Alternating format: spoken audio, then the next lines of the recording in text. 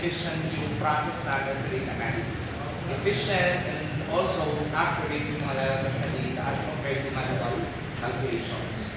Sa Kuali naman, we can now leverage the use of AI para sa pragmatic analysis. This includes transcription, coding, categorizing, and extractions ng mga themes, pero hindi sa implication. Kasi yung implication, dapat trabaho niya ng researcher kung paano niya ma-determine yung implication ng result or ng data doon sa profile or sa background or sa context ng study.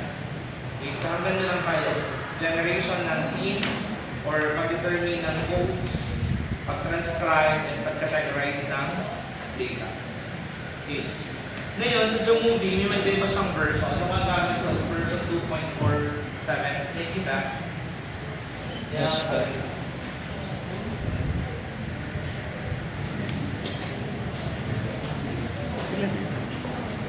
Andre? This is Chanel.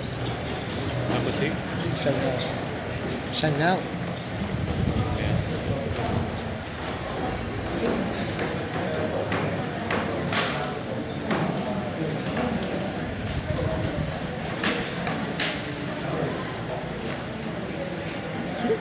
Tapos kan nakalagay Widow's Wheel. Widow's Peak yun. Ang wheel.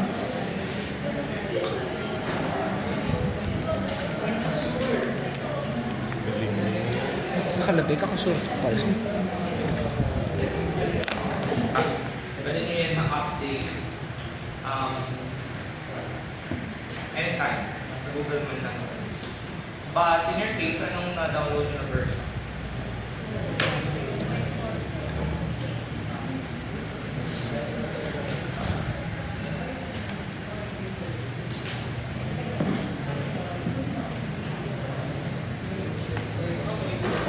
Anong version?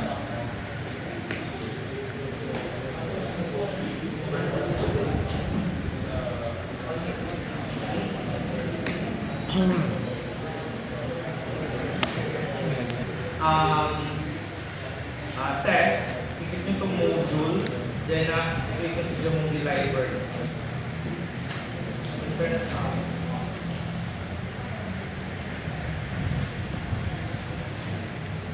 So, mayroon na rin. Basta dyan yung kukunin yung mga modules or tabs na gusto nyo i-include dito sa yan. So, meron tayo ditong SEAPR, RJ Editor, JPower, analysis for linear models. Ayun yung mga simulation dito na install na pwede magamit sa mga gamit ng simulation. Advanced initiation models. Ito, yung latest ngayon na trend na ginagamit for data analysis is the Bayesian methods. Sa Bayesian methods kasi, disregard din natin kung normal, not normal, parametric or non-parametric. Regardless of the characteristics of the data, ang sabi ng experts, Bayesian tests or Bayesian methods is applicable. So later on, i-introduce ko sa inyo sa Bayesian method. Then we have the method, transformation of data set, logarithmics, wave functions, predictions, salam, transformations. Estimations, distance and confidence intervals for SLI. Then survey plots, yung major yung meta-analysis for Movie, path J or path analysis. Ito naman sa circuiting. For going to analyze mga graph, circuit paths, yan ang ginagamit natin. Then you have the JEVA, evidential analysis for common statistical analysis. Then Walrus, robust statistical methods. Then Toaster, then VM test, then DeathWatch. So napakarami nyo na test na pwede nyo magamit depende sa study na gagamitin natin. But of course, for us to be able to understand how this software works, kailangan knowledgeable din tayo ng fundamental concepts ng data analysis. Yung rules natin sa stats and yung basic way how to formulate first level of interpretation sa data. Kasi yung data natin, pinatawag tayo yung first level interpretation, second level interpretation, and then the implication. bago yung support studies. Yung dapat ang discussion natin sa results. Yung first level interpretation, these are the meaning of the data. For example, if ang mean na lumabas is 4.8 out of the data set, bakit 4.81? You have to discuss the shallow na meaning ng data na yun. Okay. So ngayon, dito, meron kayo dyan nakikita, ito yung kung gusto nyo mag-open ng panibago, mag-open, or pwede rin kayo mag-export. Okay, pwede kayo dito mag-export ng Excel file ng data. Pag ganito nyo yan, pwede kayo dyan i-export nyo na lang, or i-upload nyo dyan yung data set na ng Excel file, and pwede na natin siya ma-analyze. Now, yung data, may tinatawag tayong long data and horizontal data set. Okay. So sa Excel, meron tayong rows, meron tayong columns. So ideal sa Jamovie ang long data na tinatawag. Ibig sabihin, dire-diretso lang dapat ang code. Hindi yung tinatagorize natin sa Excel file. Kasi minsan, halimbawa, nilalagay natin dito, gender, then yung retest formula. Ngayon, minsan ginagawa natin dito lahat ng female, dito lahat ng male. Dapat sa Jamovie, mas gusto nyo yung dire-diretso lang. For example, student to 1 to 100, lahat ng gender mo dyan, i-code, then scores. Okay. Gawa natin. Bawa.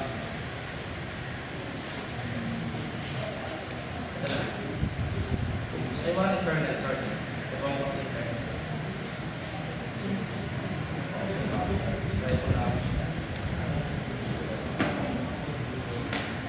Ito, meron akong mabas na quickness ng process. So, meron tayo dito. Yan yung long data. Ibig sabihin, yung 40 na students, in-input ko lang yung data nila. Okay. So, ngayon, meron dyang exploration. Dito sa exploration, pwede nyo tingnan yung descriptives, yung scatter plot, yung Pareto chart, and yung survey plots. Okay. Yung descriptives, yan yung mean, median, mode. All the characteristics, descriptive characteristics of the data. So, no, pag ko yung descriptives, wow, kung ganda na. Halimbawa sa pre-test and then post-test. Ito yung result. Ngayon, pwede nyo click na statistics. May kita nyo lahat ng kailangan nyo. So, pag sinek ko yung mean, median, and mode, lalabas lahat. If I also check the skewness and kurtosis, lalabas yung data. Then, halimbawa gusto mo rin yung variance and range, can include, the IQR can also include, as well as standard deviation. Halimbawa, normality, gusto ko malaman kung normally distributed ang data, yung Shapiro-Wilk, lalabas yung Shapiro-Wilk coefficient, yung meron tayong W and P value. So, yung W, gagamitin nyo yan if manual calculation, meaning computed value versus the critical value. Nalala mo yun? Sa hypothesis testing. The critical value versus the computed value. Pero meron pang isang method, yung P-value method. We compare the computed P-value to alpha. Sa value ng alpha. So, dito, usually ang alpha na ginagamit natin, yan, since, hindi kita po ba? Hindi po. Ito, ang confidence interval, yan, 95%. Yan, gusto mazuma, ang confidence interval niya for me is 95%. So, ibig sabihin, ang alpha is 5%. Okay? Ang tayo 5% na alpha. Or that is 0.05. Now, pag check natin yung p-value ng Shapiro-Wilk P, ito ang pinakababa, that's 0.03 for post-test and 0.01 for pre-test. So, Shapiro-Wilk for pre-test, meron tayong 0.01 and for post-test, we have a 0.0003.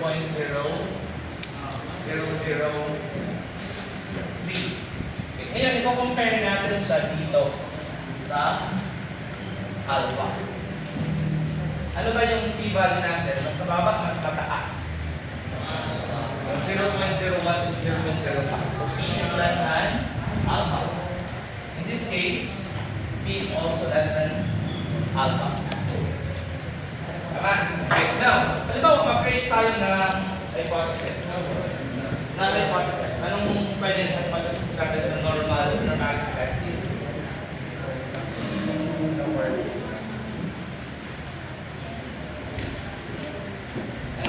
natin gawing hypothesis. Diba pag non-hypothesis, we have to negate yung statement. So, tinetest natin dito whether the data is normally distributed or not normally distributed. So, pag non-hypothesis, the data is not normal. Okay? The data is not normal.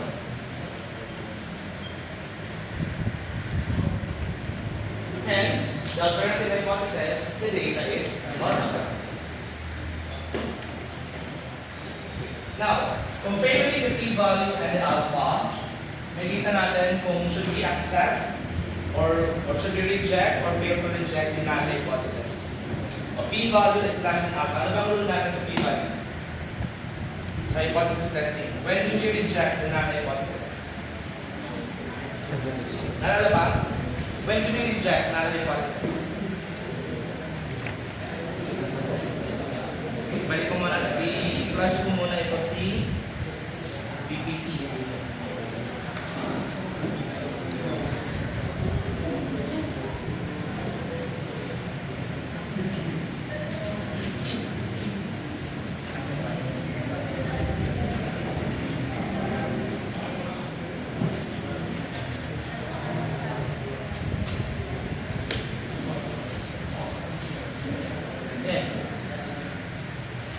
Basa?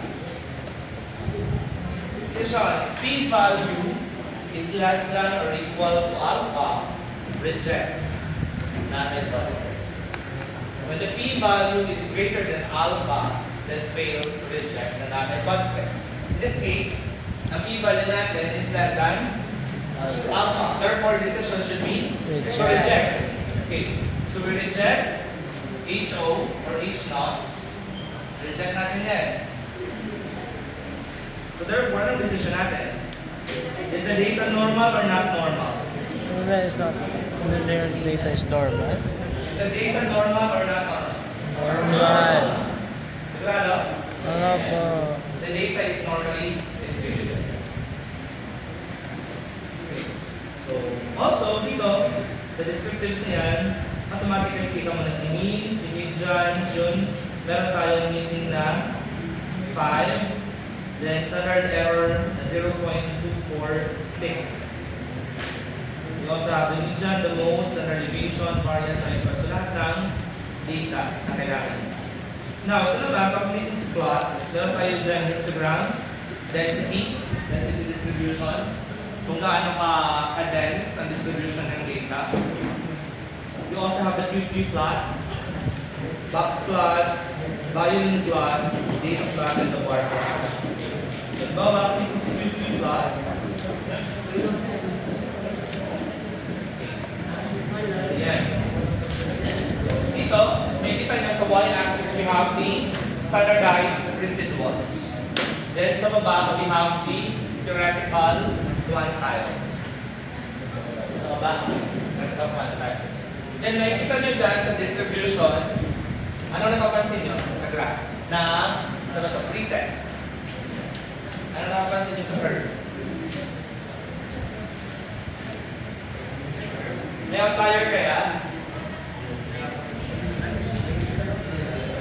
May outlier? May potential outlier ka? Potential. Iba namin sure. Yung dalawang nasa pinaka, baba. For the post test, meron tayong sibling 5.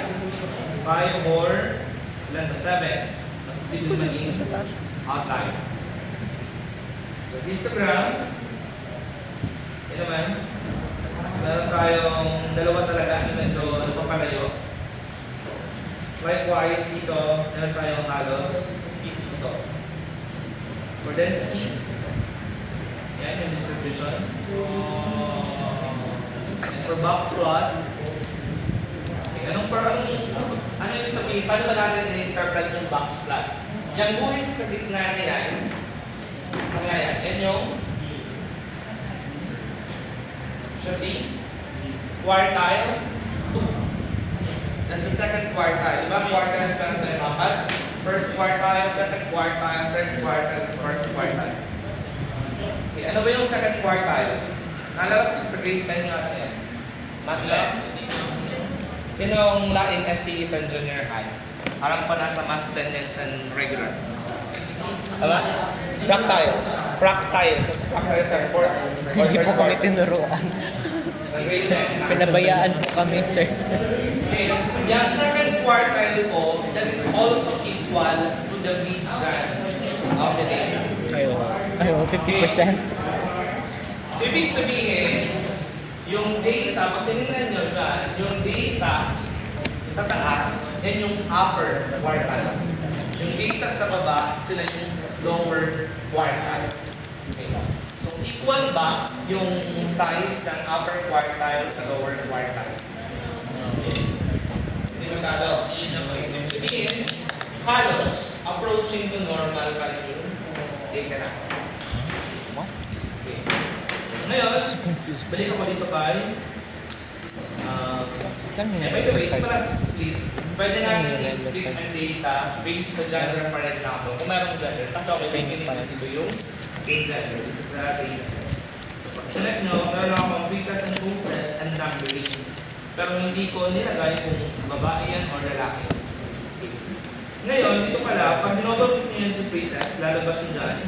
Then meron tayong measure type, nominal, ordinal, continuous, or ID.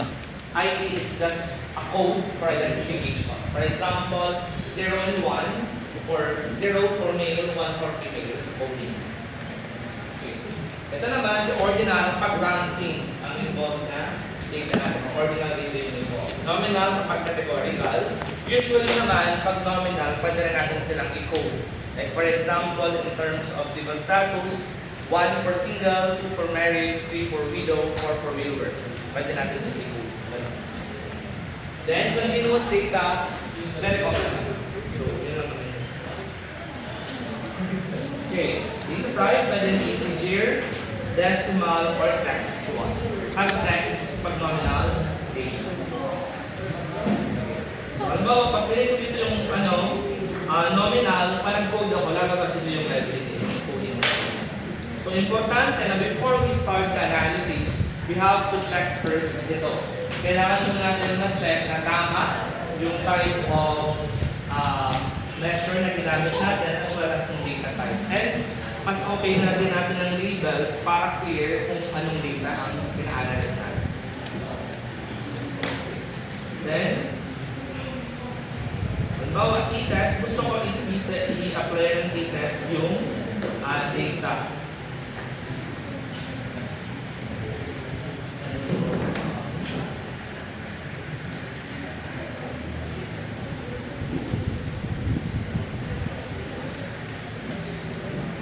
So let's say itong group ko na lang sila according to gawin natin gender.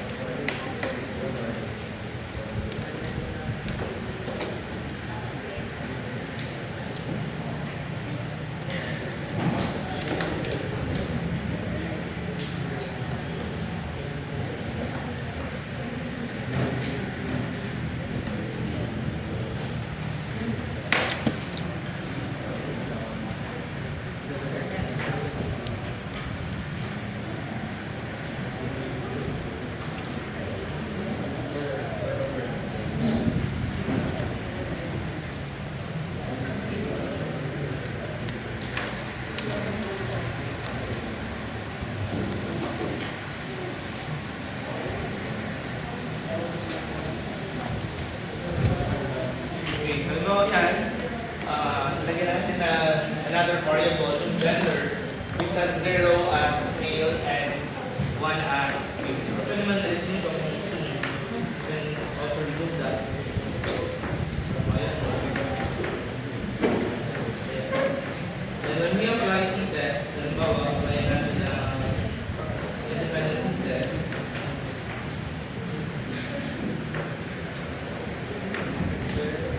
Ang pag-code po, mas kinalaman po ang gawin. Depende na sa analyzer. Okay, so yan. Meron tayo lumabas na value ito. So, pretest, student mean yung ginamit natin. We have the statistical value, the degrees of freedom, and the p-value. Yung itong statistical value na yan, that's the p-value, yung computed p-value sinasabi. Ngayon, kino-compare, kapag ginamit natin yung computed p-value, kino-compare natin yan sa critical value na tinatawag. Okay, so we compare the p computed to the what we call critical value. Okay. Yung critical value, yan yung value na nakukuha natin sa t-distribution table. Nalala niyo ba yan sa likod ng meron pa kayong mga table? Yes, sir. Sometimes C-table, T-table, ang pang I-square table, F-table, so marami yan. Sa t-distribution table, doon natin makakahanap yung critical value. So sa taas, kukunin natin yung alpha na ginamit natin or kung anong klaseng test ang ginamit natin. Is it directional or ano yung isa? Ay, one tail ang ginamit ng third. One tail and two tail. Pag one tail kasi directional, pag two tail non-directional. Okay? So yun yung other na tawag. So two-tailed and one-tailed test. So doon nyo, titingnan nyo muna kung ano ba yung ginamit nyo. One-tailed or two-tailed test. And then yung alpha. Then, sa column, sa first column, doon nakalagay naman yung degrees of freedom. Yung intersection ng DF, ng degrees of freedom, and yung row sa taas, that's the kung anong klaseng test, yung intersection nila, yun yung tinatawag ng critical value. Then, i-compare natin kung mas mataas or mas mababa, then doon tayo mag-decide whether to reject or to fail to reject the null hypothesis. Kasi dito, yung t-test, ginagamit natin siya kailan? When we use t-test? Determining if there is a significant difference between two variables. Pag 3 or more variables, hindi na pwede sa t-test. Gamitin na natin si ANOVA or Analysis of Variance. Ano ba? Na-shock pa? Pero ano pa lang yan? Nasa, ano tayo? Basic ng mean, median, mode, t-test. Kasi later on, mas malala yan. Pero kasi na ako Okay, sige. Bago ko sa diretso, balikan natin dito. Yan. Again, we have three common siya, pero hindi lang siya yung mga tests na ginagamit natin in determining the normality of the data. First one is the Kolmogorov-Smirnov.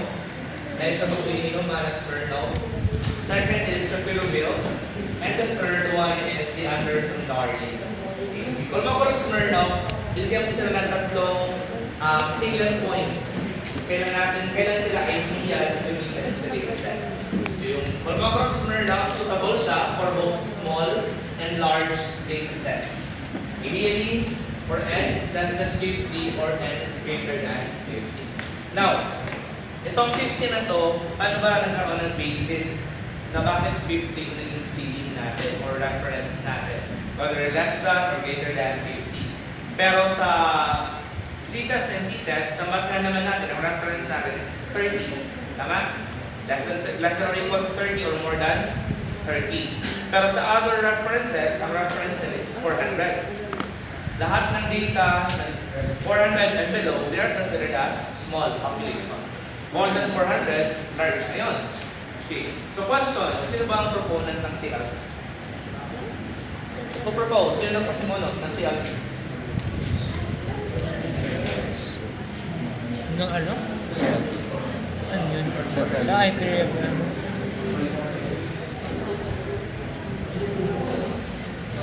Wasn't it the guy that like And kailan yung lang coding natin student? i-apply or gagawin di ba? Gagamitin yung CLP. Kasi kung titingnan natin, actually, kasi ako, sa una, makalibong ang stats. Kasi first, ang sa row 30 ang reference, ang sa row 4, ang sa row 50, sino ba talaga? And paano ba talaga natin masasabi na ito yung population? What if walang definite na population? Okay. Actually kasi, ang stats, ang rule natin, ang population, nagbabari siya sa setting ng study nyo. Okay. Kung ang setting nyo, for example, is lahat lang ng STEM students sa Sorsogon National High School, then ang population natin, yung population lang ng buong school. So therefore, literal na pwede mo magamit yung CTES and TEST kasi 30 lang. Pwede mo magamit. Very small eh. Pero kung ang population na natin is buong bansa, hindi naman applicable sa CLT. At 30 and hindi applicable yung rule na 30 and less than 30 or more than 30 lang. Doon ang papasa sa 400. Kapapa. So depende siya. It depends sa setting or minsan sa context ng study. Kaya kailangan clear dapat sa inyo ano yung setting and ano yung context ng study. Kaya lang in your case, most of you, or most of sa groups nyo, meron ba ditong may mga involved na tao na participants or respondents? Meron ba? Or meron bang nagkandak ng study na may definite number of population? Wala. Yun. Yun ang medyo mahirap. Okay. Then another, si Kolmogorov, flexible siya, but maybe less powerful with small sample. So kapag maliit yung sample natin, hindi na ideal si Kolmogorov Smirnov. Ngayon, kung hindi na ideal si Kolmogorov Smirnov, meron pa tayong other two options. Second is the Shapiro-Wilk, recommended for small sample sizes for n less than 50, or equal to 50. And more powerful than the Kolmogorov Smirnov for detecting non-normality in small samples. And often preferred in research for small sample validation. Kaya, bakit kaya kanina sa job movie, yung choice lang is Shapiro-Wilk? Because, kung pinalikan natin kanina, ang number of data lang na meron ako is 14. Kaya less than 50.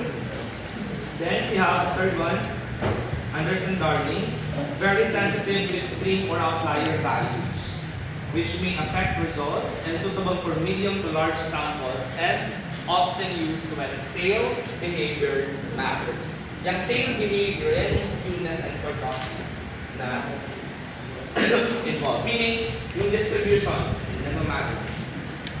Okay. So ito yung mga alternative methods for normality. Then, yung skewness, ano bagay natin? A rule of thumb, meron tayo negative 1 to 1 for skewness, and for kurtosis, we have negative 7 to 7. Then another, yung pinakamadaling method is for us to check the descriptives. Yung value ng mean, median, and mode, as well as yung minimum, maximum value, and the range. Based on these values, kaya natin makapag-create ng assumption or conclusion whether the data is approximately normal or approaching to normal. Any question po so far? The next is the homogeneity or homozygosity test. Okay, again, homogeneity or homozygosity test, basically variance lang naman siya. Yung test of variance. So first, we have the Levins test, followed by Bartlett's test and Brown-Forsyth test. Pero sa movie, si Levins na usually yung ginagamit. So, ito yung most used test for homogeneity of variance and works well for both small and large sample sizes. So, sa movie again, may encounter nyo lang si Levins test. Yung dalawa naman yan, pwede naman siya magamit pero gamit ang ibang software. For example, the Minitab or SPSS. Or sa Python, pwede rin pala gamitin yung Python for statistical analysis or data analysis. So, ito ngayon. So these are the common parametric tests na ginagamit natin. First, independent t-test, paired t-test, one sample t-test, one-way ANOVA, repeated measures ANOVA, Pearson R correlation, and linear regression. So marami yan. May ANOVA, may ANCOVA, may ANCOVA. So, ibang klase siya.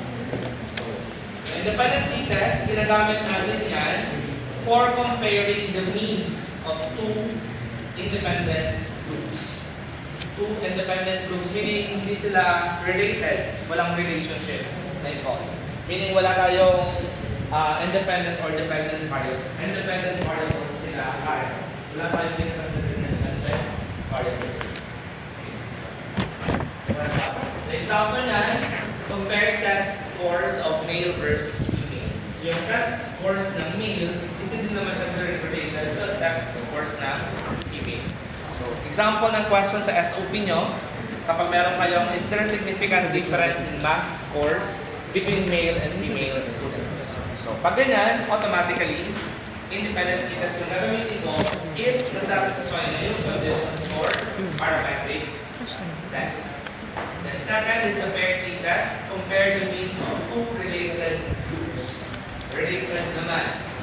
So pre-test versus post-test scores of same group. Halimbawa, sa inyo, nagpa-exam ako ng pre-test and post-test, pwede ako gumamit ng pair t-test para matingnan ko kung may improvement or wala improvement. Or kung merong significant difference sa scores before and after, for example. So, yan is the significant difference in students' performance before and after the training. The next is one sample t-test. Compare sample mean to known value. Ito naman, bawa nagpa-exam ako sa inyo, yung mean ng exams nyo, ng scores nyo, i-compare ko sa known value. Kaya sabihin natin, gusto ko malaman yung average na volume ng mga Coke natin sa 7-Eleven. Ginawa ko yung mean nun, tapos kinompare ko sa existing na mean value na pwede natin mahanap sa mga other studies. So, one sample t-test. Next is one-way ANOVA. So, compare means of 3 or more independent groups. So, test effectiveness of 3 different teaching methods. For example, in your case, pwede 3 different concentrations ng solution or mixture. Then, is there a significant difference in science achievement among students from public, private, and science high schools? So in this case, in public high school, private high school, ang counterpart niya is repeated measures. Yung connected, related, yung mga variables na involved. So, it's used to compare 3 or more related groups. Okay, halimbawa, nag-formulate kayo ng gamot. Tapos, pinainom nyo sa isang group lang ng individuals. Iba-ibang concentration, pinainom nyo siya ng ulit-ulit. So, ang result naman ngayon, pwede natin gamitin ng repeated measures. Next is Pearson R, or tinatawag din siya Pearson product moment or relation. Pearson R, first word. Okay, so measure the strength and direction of linear relationship between two continuous variables. So, linear relationship lang. What does it mean by linear relationship? Ano sabihin ng linear relationship? One way. Okay. Ano yung, pag hindi linear, anong tawag? Okay.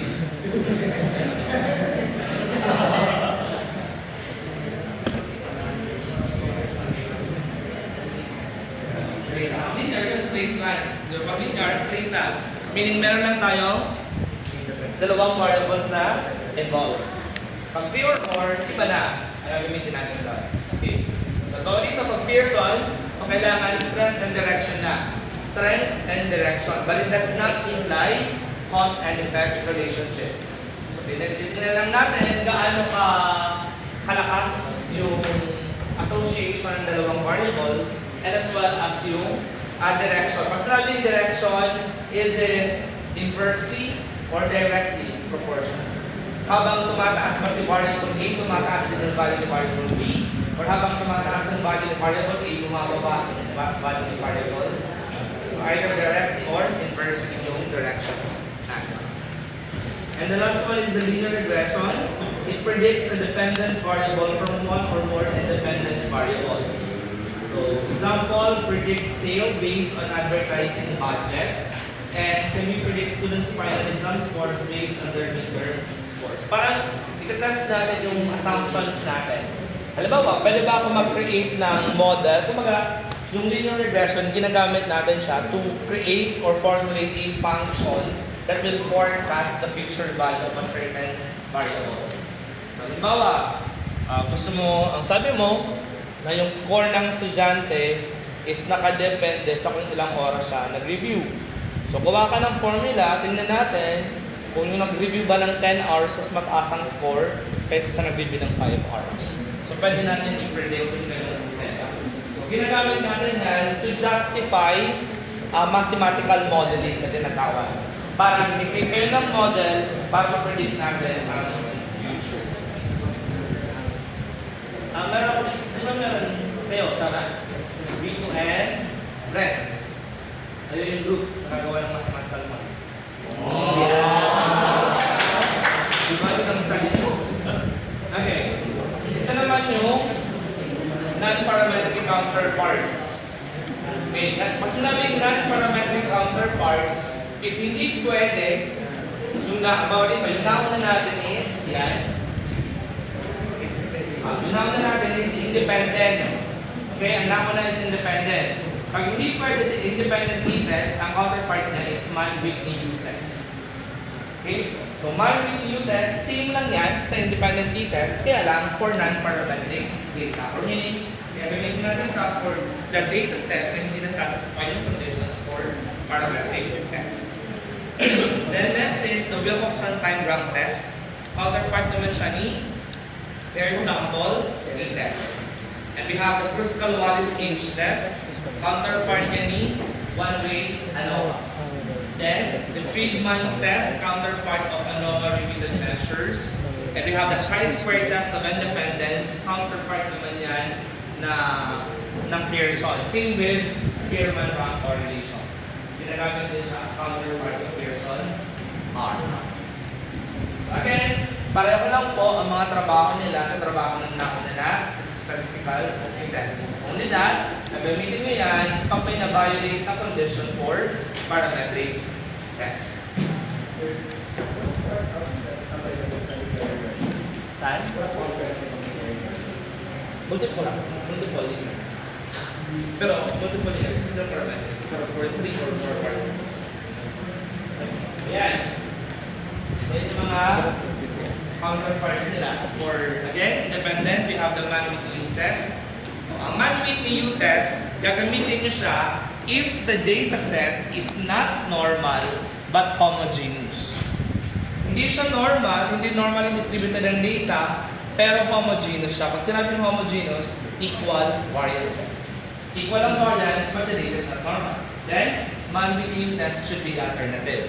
Another, if the data is both not normal and homogeneous. If the data is not normal and the variances are not equal, still, Mann-Whitney test ang gagawin yung alternative. On the other hand, if the data is normal but not homogeneous, meaning normally distributed ang data, pero yung variances is not equal, then dun papasok sa another alternative, Wilks test. Okay? Gusto na ba? Okay. Next. So for paired t-test, one sample t-test, isa lang. Wilcoxon-Steingram test ng yung counterpart na. Regardless kung kahit sa normality or homogeneity yung value. Next, we have the one-way Kruskal-Wallis H test. Gagamitin natin siya if data is not normal and homogeneous, and if data is not normal but homogeneous. But when the data is normal but not homogeneous, Wilks test ulit yung gagamitin natin. Tapos yun na yung mga counterpart, yung repeated measures, we have the Friedman test, Pearson R correlation for Spearman-Rank correlation, linear regression for the Spearman-Rank correlation or the Pearson loop test na ginagamit, and the chi-square test of independence. So yung chi-square test, meron tayong chi-square test for independence or chi-square test for association. Meron pa tayo isang klase pa ng chi-square test. And by the way, sabihin ko lang, bahala na kayo kung gamitin yung weighted. Sa ANOVA, saka sa Pearson or sa Spearman, meron tayong tinatawag na post-test pa. Halimbawa sa ANOVA, meron tayong tatlong groups. So, groups A, B, and C. Lumabas, significant yung value. Ibig sabihin, may significant difference. Significant yung pagkakaiba-iba ng value. Okay. Pag significant yan, ibig sabihin, may isa dyan na the best. Na dapat yun ang sundin ng concentration, for example. So ang tanong ngayon, alin dyan sa tatlo? Ngayon. Diba? Nalaman na naman natin sa ANOVA na significant yung difference. Significant means may isa dyan sa tatlo na the best concentration. But the question is, alin dyan sa tatlo? Kaya papasok si post-ANOVA test. Makakanda ka ulit ng test para malaman mo alin naman dyan, itas mo yung individual relationship. Ibig sabihin, kung sa ANOVA, A versus B versus C, sa post-ANOVA, A versus B, A versus C, B versus C. Kukompare mo naman siya.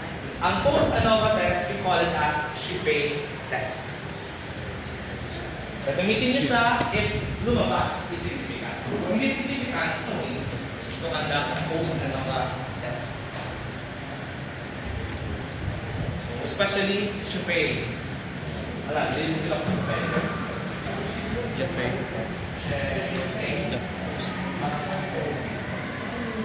First spelling, Shifei, double F. I-search na lang sa Shifei test. Shifei test. Okay, so yun. So ngayon, ito yung map ng pag-select ng statistical tools sa research. Halimbawa, ang first question, what is your research question? Yung question is sa SOP.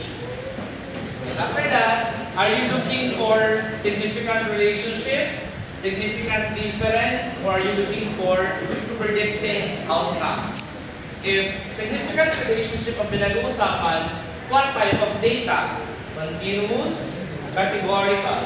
Kapag continuous, parametric assumptions. Na-satisfy ba o hindi?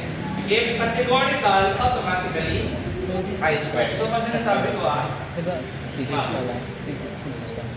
Pinaka-last year. Yan.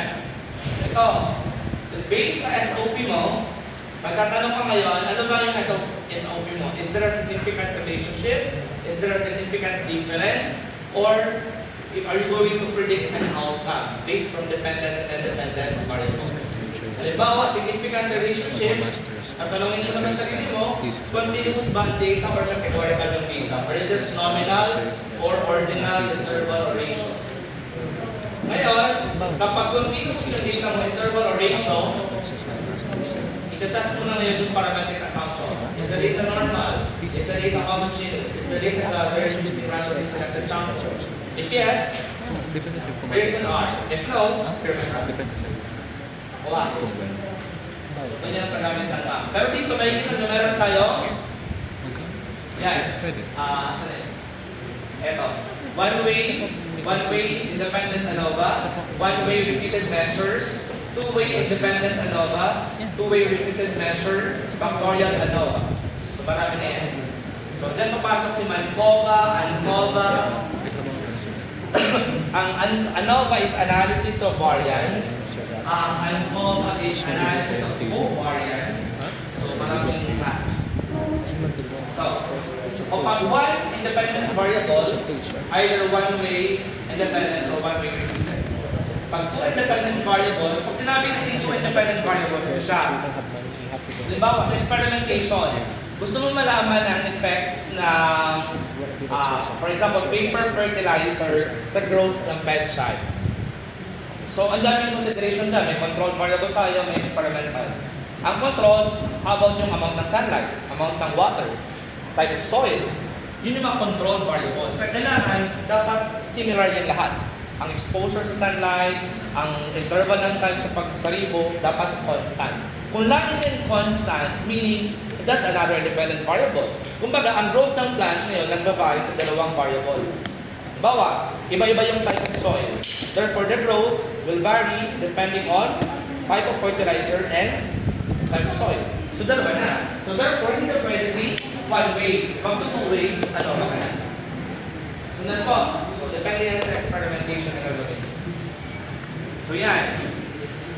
So, ito yung mga important notes natin. So, yan si Pearson. Ito yung interval. Hindi na natin ang value.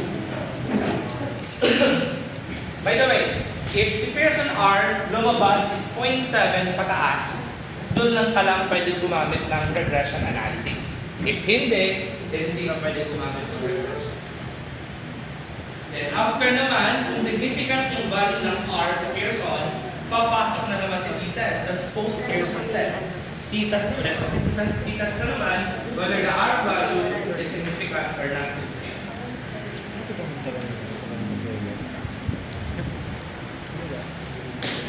Okay lang yan, yan, nakaya na. Okay, sige. Yan. Nag-range siya from -1 to 1. So again, ang tinatest lang sa Pearson is yung strength ng relationship or strength ng association and yung direction ng relationship. Whether upward or downward yung direction ng relationship. Pero it does not imply cause and effect relationship. Hindi dyan ini-imply na kapag increasing yung variable B, it is because of the variable A. Walang ganun na implication or assumption. Ang assumption lang natin, gaano kalakas, and yung direction ng data. For Spearman, ito naman yung value natin. So it measures the monatomic relationship, so not necessarily linear, between two ordinal or non-normal distributed continuous variables. So yan. So kapag ang value na nakuha nyo is 0.7 pataas, very strong yung relationship ang interpretation natin, or descriptive value. For chi-square, ito siya. By the way, ang chi-square, kasi nyo naman ang chi-square. Chi-square test. Yan. Ginagamit yung chi-square sa pagkuha naman ng relationship or association ng two categorical variables or variables that are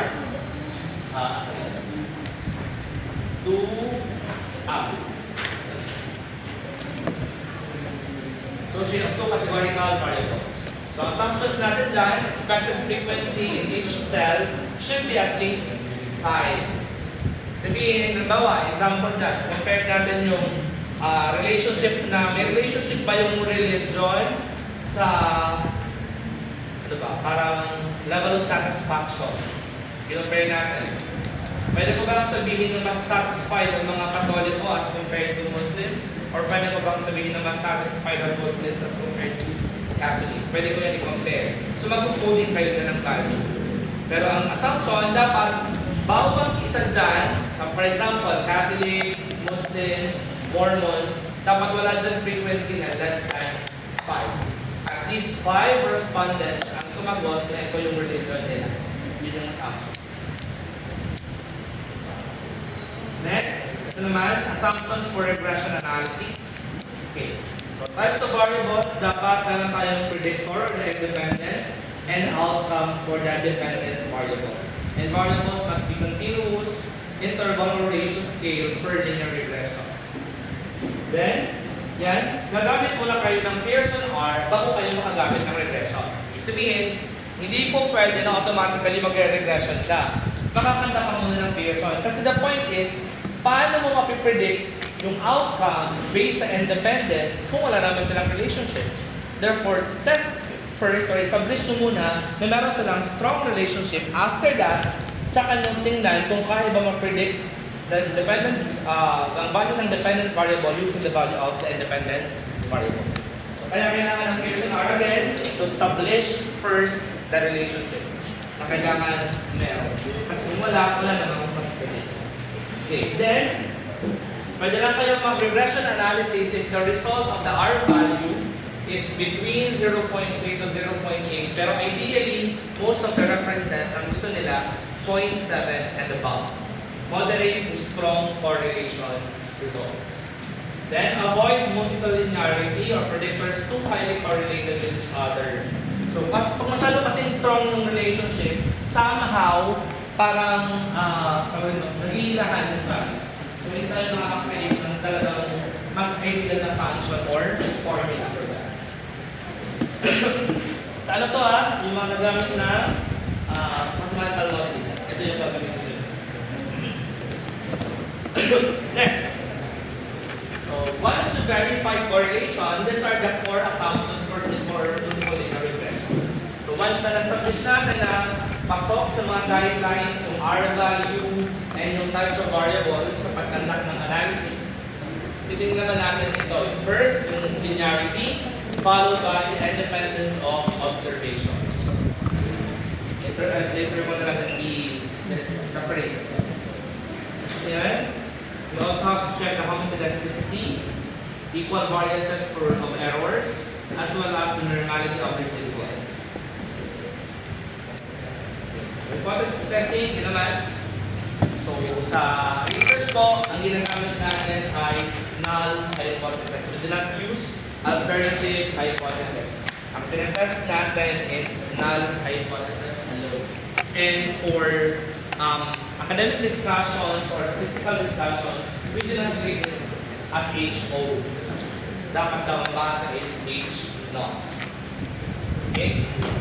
Then, after decision, again, sabi natin kanina, pag less than or equal sa alpha yung p-value, reject natin hypothesis, and pag greater than alpha, fail to reject the null hypothesis. Yan. When the alpha is 0.05, bawa, kinumpare natin yung p-value sa 0, ay yung lumabas sa p-value is 0.05, significant lang, meaning the result is significant. Pero kapag ang lumabas sa p-value is less than 0.01, sa software, hindi na pwede yung word na significant lang. Ang nagagamitin nila dapat, the result is highly significant.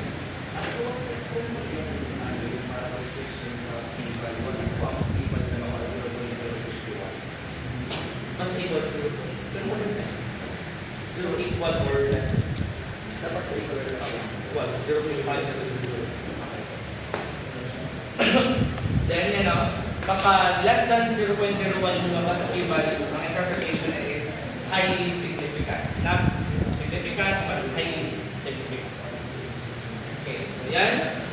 Ngayon, kung sa hypothesis testing, we base on the null hypothesis. Sa conclusion, we base on the alternative hypothesis. Always use the alternative hypothesis and then use the context of the research questions to clearly state what the alternative hypothesis implies.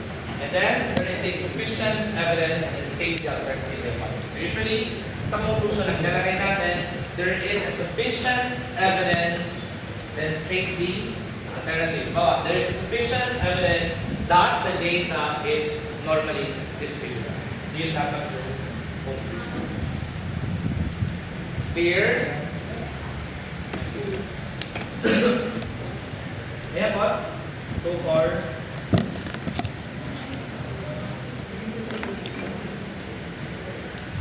May question po. Wala. Ito ngayon si ANOVA. Yan, si one-way ANOVA, revision measures, ANOVA. One-way ANOVA, but first of all, one is alternative.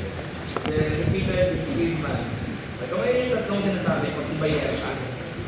Si Bayesian ANOVA, Bayesian repeated measures, and Bayesian ANOVA.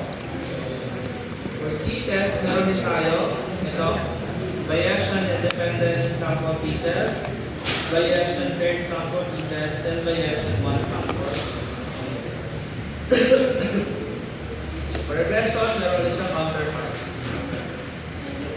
Yan, sa regression, correlation, partial, so maraming klase. For nito,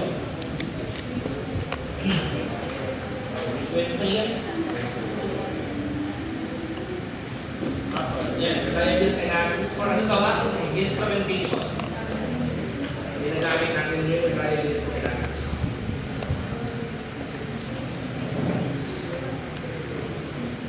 Itong iba, hindi ko na ibigay kasi hindi ko na kailangan. So kapag challenge ko kailangan ng pag-investigate. You can hide like a bomb inside your head. You can hide like something inside your head. Clear na po? Clear na tayo? Now, bago ako mag-proceed sa research design.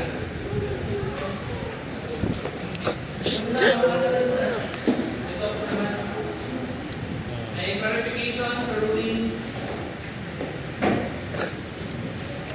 Okay, ngayon po, yung stats, by the way, or yung methodology ng research in general, choices yan ng researcher. Diba? Choices yan. Kayo mag-decide kung anong manner ng methodology ang gusto niyong gamitin sa study. However, although we are free, it's our prerogative to decide or to provide our choices sa methodology, kailangan natin tayo merong justifications. Kung bakit yan yung choices na ginawa nyo, And kailangan natin siya lagyan ng mga support studies or previous studies na gumamit ng the same method. Here po. So, ganun siya. Another, halimbawa, may mga statistical analysis method na ginagamit minsan na hindi ginagamitan ng usual. Tulad nito. Usual ng mga statistical tools. Instead, we adopt it from existing and somehow similar na study. Pwede rin po yun. Pwede rin natin i-apply yung ganun. We can adopt a tool or a manner of analyzing data. Not necessarily na ito or kung ano yung mandated ng statistical books, but we can adopt other tools or other methods from similar or existing studies. As long as reflected yun dapat lahat sa methodology. Okay. Another, sa qualitative approach naman, wala naman talagang rule kung ilan dapat yung ideal na respondent sa qualitative data. Kaya lang, ang rule lang dyan is data saturation. Kailangan masaturate nyo yung data. Pag saturated na siya, that's the time na mag-stop ka na. Halimbawa, nag-interview ka, pero after mo mag-interview ng ika-10 participant, ang ika-11, ika-12, ika-13, same lang yung responses nila sa naunang 10, then mag-stop ka na. Meaning, kung paulit-ulit na lang yung sagot, saturated na yung data. Yun na lang talaga yung makukuha mong sagot. Kaya stop mo na yun. Meaning, the data is already saturated. So, you better stop na doon. Wapo. Pero, sa experimental na research, iba naman yung manner. Kasi in your case, hindi naman na tao lang ang involved. Meron na ang other na subject sa study. Subject, pwedeng hayop, medyo hayop lang, pwedeng plants. So, depende yan sa ito. Kaya lang, ano ba yung morning natin sa sampling kapag experimental research? Sa mga SPE na nag-experimental natin, ano ba yung ideal, the number of samples or number of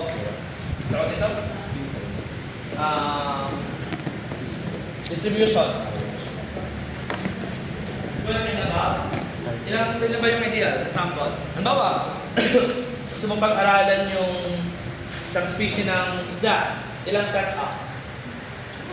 Kasi kayo mag-design po ng experiment nyo kayo mag-designer ng experiment. So ilang setup yan dapat? Ilan yung ideal? More than? Ilan? 30 ba? Setup ba? Experimental setup. Ang tinatanong 3 or more. Pero sa samples, nakadepende po siya sa requirement.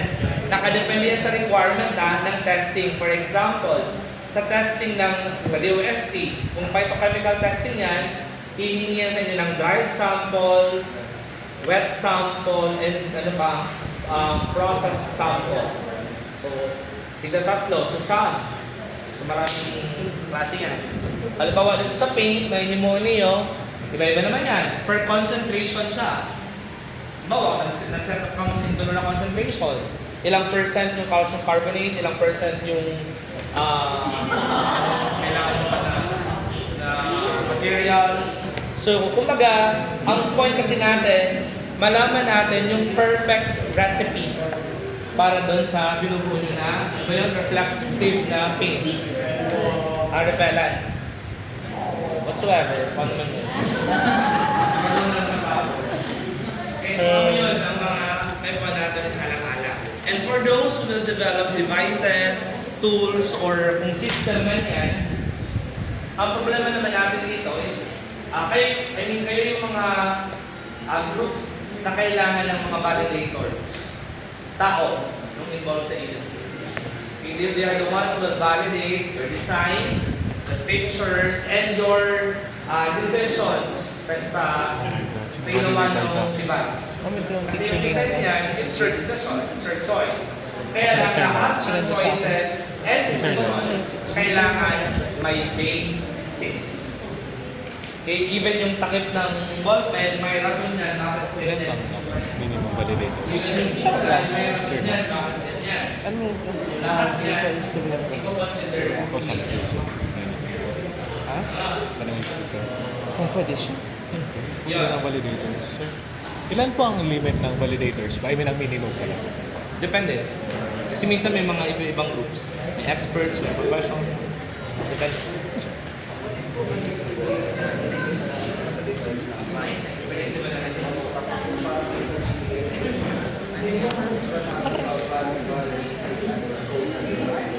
May dedication pa bakit ako?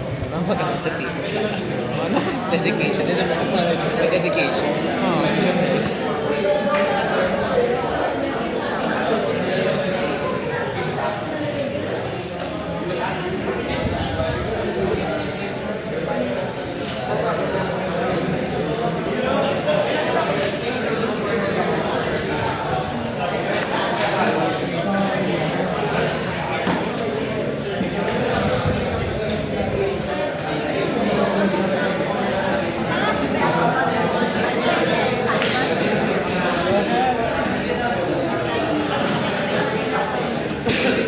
Clarifications ko po.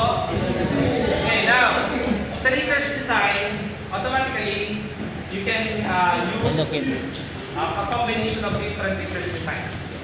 Pero kung mix, pag sinabi kasi mix, quali plus quali. Ngayon, ang mix, may tatlong klase siya. Again, you have the exploratory sequential, explanatory sequential, and the well, pangatlo. Pag exploratory, you start with qualitative data and you validate that using quantitative data. Pag explanatory, explain quantity followed by quality. Bawat, yung result ng quantity, kailangan natin siya i-justify using quality. So ito yung common errors kasi na nangyari. Yung mas pinakamaganda. I don't know kung Equality bakit na. yung ginawa ni DepEd. Mas mahirap Pero po mix kasi na ang talaga, quality mix na lahat. sa quantity. May To choice be ka ba? honest, mas mahirap Pero ang prefer ako. quality sa quantity. Pero yung assumption ng iba, yung iba, mas madali daw yung quality as compared sa quantity dahil mas konti yung participant. Where in fact, mas konti siya kasi mas intensive dapat yung analysis. So, ganon. Kaya meron tayong explanatory, yung qualitative data, siya ang mag-explain bakit ganito yung result ng quantitative data. Pero meron namang exploratory. So, ngayon, sa quantity, i-mix ulit yan, di ba? Meron tayong developmental, experimental, and kung ano pang Hindi ko method pa na tayo sa gagawin. ano, hindi ko alam kung saan pupunta ang research natin. Klaro na? Ha? So, medyo masama. Hindi parang nawalan ng touch. So, ngayon, Dati gets ko di ba ang proposal defense is October or 1st of November? Depende siya sa ano yung speed nyo. hindi ko na siya ngayon i-set na dapat sarabay ka mag-defense. No. Kanya-kanyang, ano na kita, basic. Ang mauna makatapos, defense agad. Makatrabaho na ko mag-set up sa experiment nyo or what. Yun. So, para na ito ang problem Matayin na lang sa ako. iba. Natutenga ang iba, ibig makatrabaho na sa ibang bagay, lahi. So, ganun. Wait, Okay po? sa convert? Regla. By the way, sino nakabunot ng number 1? Ano kita? Ay, 7 kita, 7. Ay, ikaw nagbunot. 7. Ang 7 kita, Ben. Pinakagitna. Number 1 tapos Ay, 12 pag ang groups. O 7 ang gitna.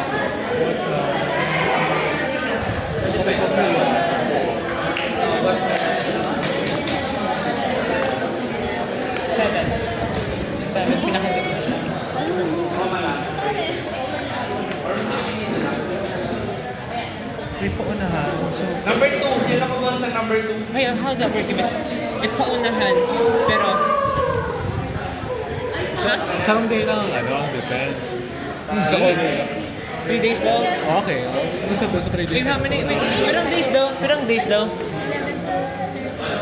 Oh, so 3 days nga. I-guarantee na yung mga sagot nyo maayos.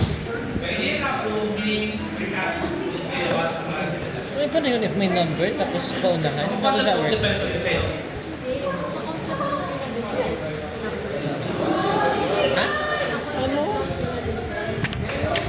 Pero na yun, napaunahan.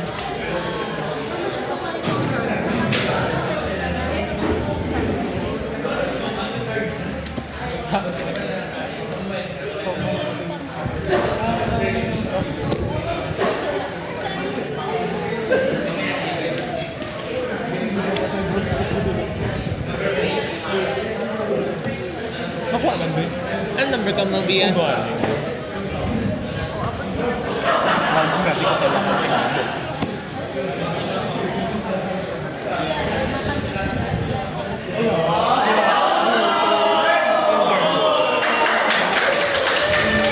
Ano daw?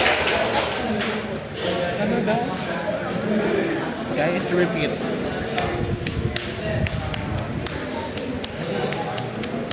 Feel ko talaga.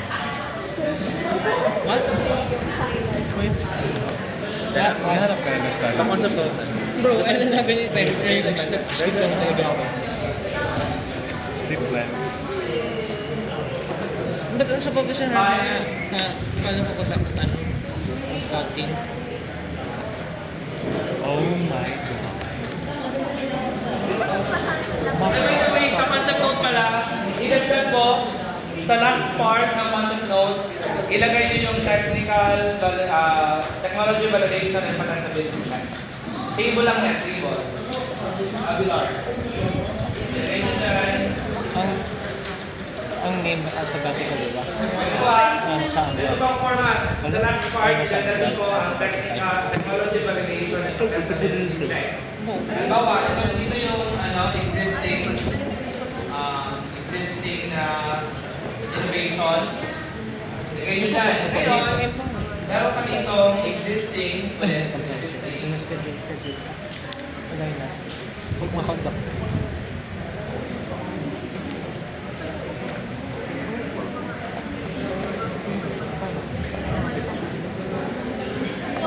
May kaman pala na nagbayad iba na ikaw matabay ko. existing technology or patents. Tapos ito yung feature ng existing. Then ito yung feature ng Oo. ibig sabihin, halimbawa, kung ito yung isang existing innovation, meron tayong existing, ito yung feature niya, ito yung feature ng gagawin nyo. So dapat makita natin dito ano yung pinagkaiba ng study mo sa existing na patent or technology. Tama ba? Wala siyang limit, depende sa mahanap nyo dun sa mga links na binigay nyo. Binigay ako ng mga links sa GC dun nyo hahanapin. Kailangan number 6. Sino number 6?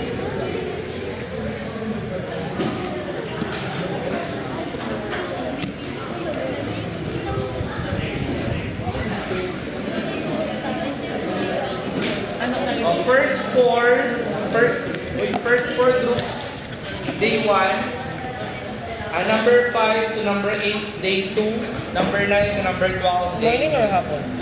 Hapon na. Hapon? Always happen. Ha? Always August happen. 11 number 1 to 4, August 12 number 5 to 8, August 13 and 9 to 12. Kasi dati nag-events kami morning. Iba naman kayo. Iba na.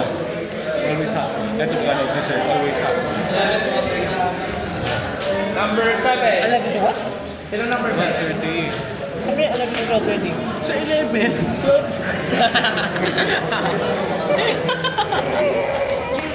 Rock mentality. Ay, uy, 7. Ha? Uy, nahanap ko na tayo, sir. Ay, 7! Nag-go kay Casey na. Gago ka.